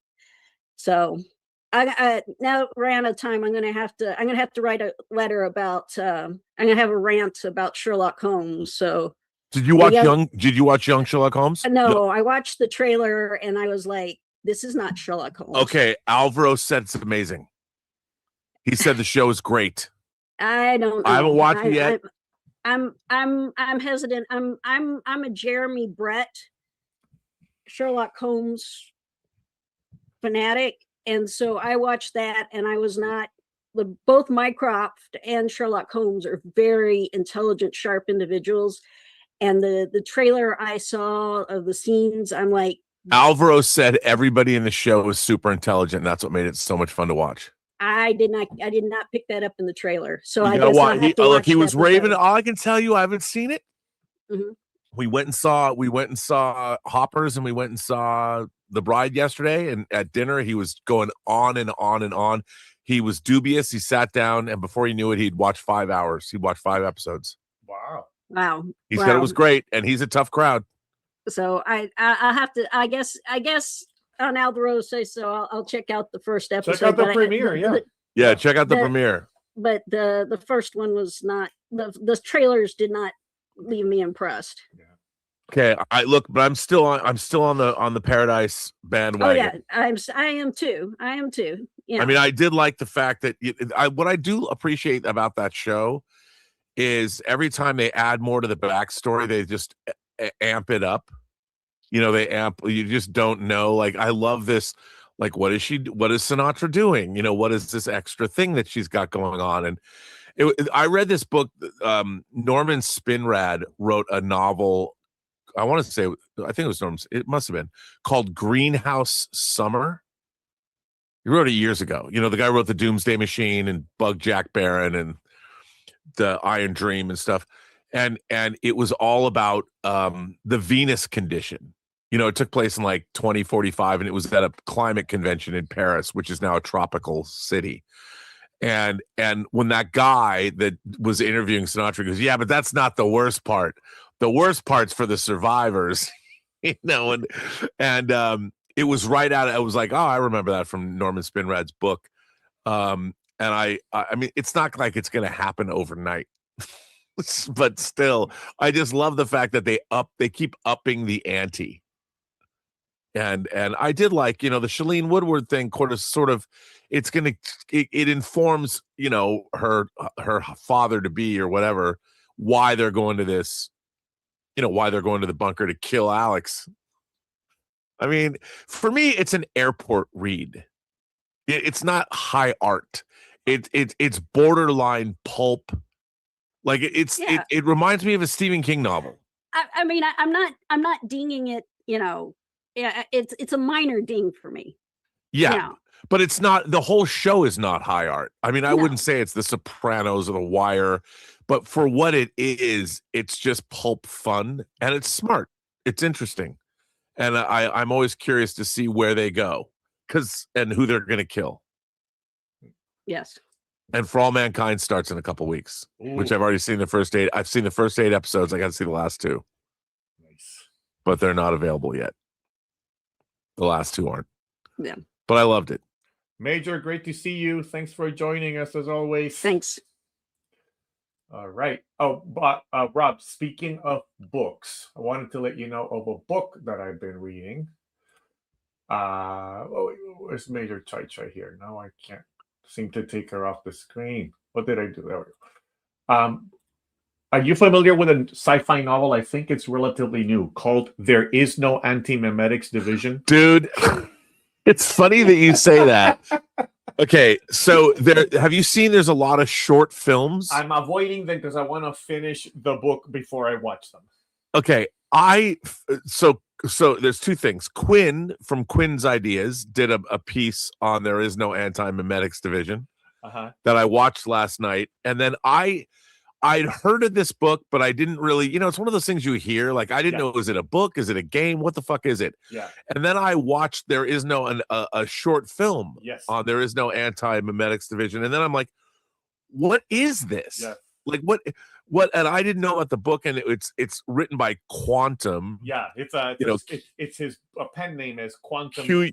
With no vowels. It's Q. Yeah, QUTM. Yeah, it's a little pretentious. It's totally pretentious. But pretty fucking cool. Really, yeah. Just a quick premise. You know, memetics is the study of things that want to be remembered, like memes. Right. So yeah. Anti-memetics are things that want to be forgotten. And right. So it's all about. It's kind of like an X-Files type of team that deals with anti-memetic threats to humanity. Very, very cool concept. But aren't they life forms? They are life forms. Sometimes they are just objects. One of them is a god trapped in a rock that is his only sole purpose is to make people forget how to ride bicycles. It's the most bizarre book. Well, Quinn's I watched Quinn's Ideas video on this last night when I came home. I mean, here I went and saw a double feature like an hour away at the the Regal down in Irvine, and I drive back. First of all, I love that theater. It could be a dance club at night, but I love going to see double features with Alvaro, and you know, it's just a fun. Next week we're going to see Undertones and Project Hail Mary on Friday. I got my tickets for the Hollywood 70mm of Project. Is that on Friday? Next Friday, yeah. Yeah, because it's part of the Amazon screening. Yep.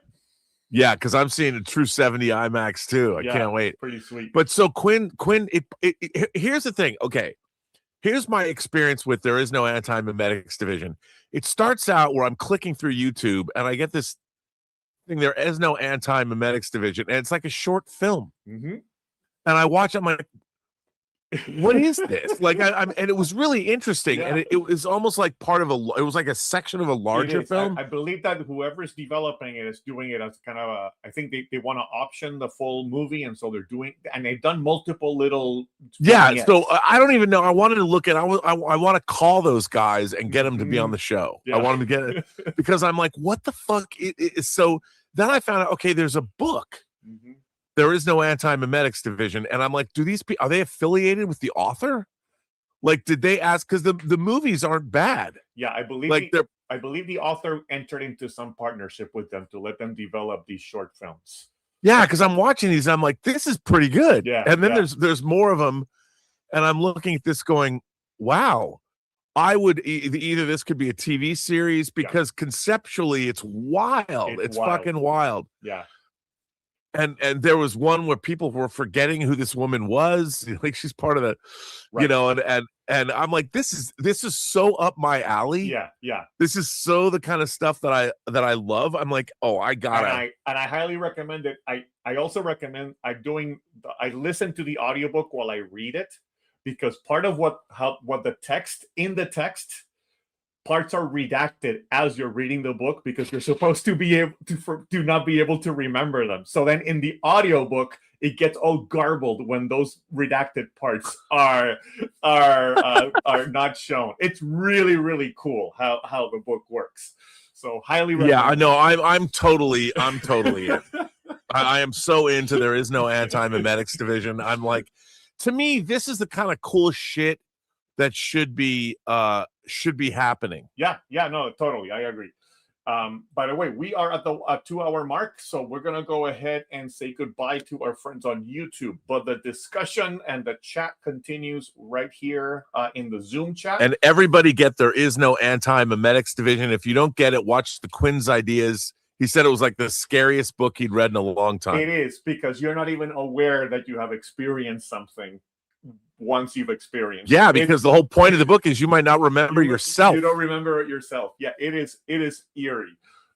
So I would definitely, I wouldn't be surprised if in a few years we're hearing more about this jumping into a Netflix series or something like that. Oh yeah, well if they're making if they've made Back Rooms into a movie, yeah, you know, they're which you know, I don't know why, but I was reminded of Back Rooms when I was, you know, doing my deep dive into There Is No Anti-Memetics Division. I'm like, why don't you combine the two? So Back Rooms is what happens when the Anti-Memetics Division gets defeated. Exactly. Yeah. Stuck in the back room. And the thing is, they've been defeated hundreds of times, but nobody remembers. Right. So anyway, I gotta get the book, man. Yeah, I highly recommend it. It's been really fun. I haven't finished it yet, but I'm thoroughly enjoying it.